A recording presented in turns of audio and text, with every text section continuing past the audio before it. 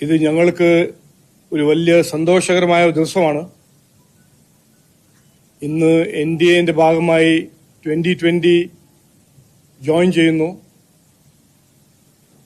നാളെ പ്രധാനമന്ത്രി നരേന്ദ്രമോദിജി പങ്കെടുക്കുന്ന പ്രോഗ്രാമിൽ 2020 സാബുജിയും ഒഫീഷ്യലായിട്ട് PMന്റെ പ്രസൻസിൽ NDAന്റെ ഭാഗമാവും. എനിക്ക് 2-3 കാര്യം ഈ സന്ദർഭത്തിൽ പറയാൻ ഞാൻ ആഗ്രഹിക്കുന്നു. ഞാൻ ഇവിടെ വന്നു കഴിഞ്ഞ് NDA മുമ്പോട്ട് വയ്ക്കുന്ന ഒരു കാഴ്ചപ്പാട് വികസിത കേരളം, വിശ്വാസ സംരക്ഷണം, സുരക്ഷിത കേരളം, ഇത് ഞങ്ങൾ മുമ്പോട്ട് വെച്ച് നാടിന്റെ രാഷ്ട്രീയ സംസ്കാരത്തിൽ ഒരു മാറ്റം കൊണ്ടുവരാൻ പ്രധാനമന്ത്രി നരേന്ദ്രമോദി തലസ്ഥാനത്തേക്ക് ലാൻഡ് ചെയ്തതിന് മണിക്കൂറുകൾക്ക് മുമ്പ് മധ്യ കേരളത്തിലെ ഒരു സുപ്രധാന ജനകീയ പാർട്ടി ഒപ്പം കൂട്ടി പ്രഖ്യാപനം നടത്തി BJP അധ്യക്ഷൻ രാജീവ് ചന്ദ്രശേഖർ. പ്രമുഖ വ്യവസായി സാബു ജേക്കബിന്റെ നേതൃത്വത്തിലുള്ള കിഴക്കമ്പലത്തെ ജനകീയ വിപ്ലവം തീർത്ത് 2020 പാർട്ടി ഇനി NDAയുടെ സ്വത്താകും. തിരുവനന്തപുരത്തെ മാരാജി ഭവനിലാണ് BJP സംസ്ഥാന അധ്യക്ഷൻ രാജീവ് ചന്ദ്രശേഖറുമായി സാബു ജേക്കബ് നിർണായകമായ കൂടിക്കാഴ്ച നടത്തിയത്. അതിനുശേഷമാണ് ഇരുവരും സംയുക്തമായി NDA മുന്നണി പ്രവേശനം പ്രഖ്യാപിച്ചത്. ഇതോടെ മധ്യ കേരളത്തിലെ NDAയുടെ കരുത്ത് കൂടും. 2020യുടെ രൂപീകരണത്തിന് ശേഷം ഇതാദ്യമായിട്ടാണ് പാർട്ടി ഒരു സുപ്രധാന മുന്നണിയുടെ ഭാഗമാകുന്നത്.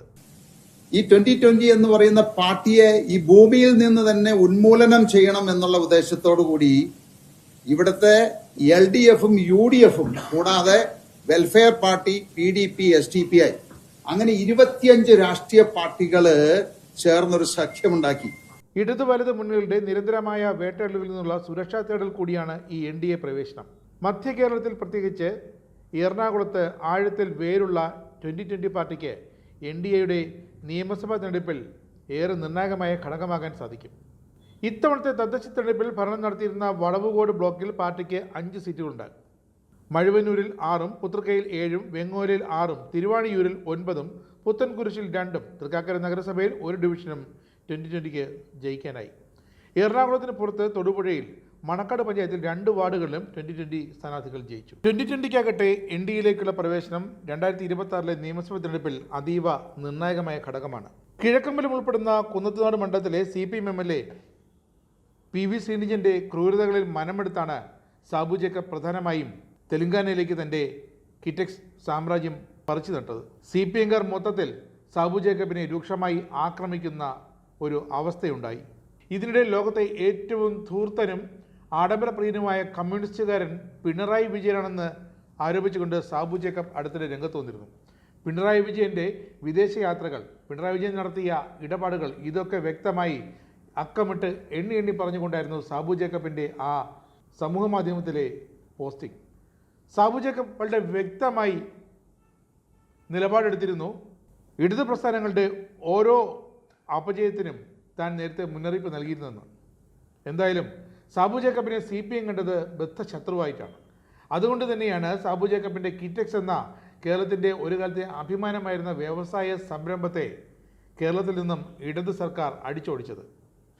ഇതിൽ നിന്നും ആവേശം ഉൾക്കൊണ്ടുകൊണ്ടാകണം ബെന്നി ബെഹനാൻ ഉൾപ്പെടുന്ന ഒരു സംഘം കോൺഗ്രസുകാരും സാബു ജേക്കബിനെതിരെ രൂക്ഷമായ ആക്രമണം അഴിച്ചുവിട്ടു. പക്ഷേ പ്രതിപക്ഷ നേതാവ് VD സതീശൻ സാബു ജേക്കബിനെ UDF പാളയത്തിലേക്ക് കൊണ്ടുവരാൻ കിണഞ്ഞു ശ്രമിച്ചു. അതിനായി പ്രാഥമിക ചർച്ചകൾ നടത്തി. പക്ഷേ സാബു ജേക്കബിന് കേരളത്തിലെ ഇന്നത്തെ രാഷ്ട്രീയ പരിസ്ഥിതിയിൽ ഏറ്റവും സുരക്ഷിതത്വം അനുഭവപ്പെടുന്നത് NDA തന്നെയാണ്, BJP തന്നെയാണ്. അതുകൊണ്ട് തന്നെയാണ് രാജീവ് ചന്ദ്രശേഖരന് മുന്നിൽ ഒരു ഉപാധിയും വയ്ക്കാതെ സാബു ജേക്കബ് തൻ്റെ കിഴക്കമ്പലം 2020 പാർട്ടിയെ NDAയിലെ ഘടകകക്ഷിയാക്കി മാറ്റാൻ നിർണായകമായ തീരുമാനമെടുത്തതും. പക്ഷേ മധ്യ കേരളത്തിൽ NDA നോക്കുന്നത് തങ്ങളുടെ മുന്നണിക്ക് അടിത്തറ വിപുലീകരിക്കാൻ പറ്റിയ ഒരു രാഷ്ട്രീയ സഖ്യമാണ്. അതുകൊണ്ട് തന്നെ ഇത്തവണ മധ്യ കേരളത്തിലെ BJPയുടെ മിക്ക മണ്ഡലങ്ങളിലെ സ്ഥാനാർത്ഥികളിലും 2020 സ്ഥാനാർത്ഥികളുടെ സാന്നിധ്യം ഉറപ്പാണ്. 2020ക്ക് മതിയായ പ്രാതിനിധ്യം ഇത്തവണത്തെ തെരഞ്ഞെടുപ്പിൽ നൽകുമെന്ന് ആ ഉറപ്പോടെയാണ് BJP 2020 എന്ന പാർട്ടിയെ NDAയുടെ ഘടകകക്ഷിയാക്കി മാറ്റിയത്. അതുകൊണ്ട് തന്നെ തദ്ദേശീയമായി ജനകീയമായി ഏറെ ബന്ധമുള്ള ആഴത്തിൽ വേരുകളുള്ള 2020 പാർട്ടിക്ക് കിഴക്കമ്പലത്തടക്കം നിർണായകമായ ഘടകമായി മാറാൻ കഴിയും ഏത് തിരഞ്ഞെടുപ്പ് വന്നാലും. അതുകൊണ്ട് തന്നെയാണ് BJP 2020 തങ്ങളുടെ രാഷ്ട്രീയ പാളയത്തിലേക്ക് എത്തിച്ചിരിക്കുന്നത്.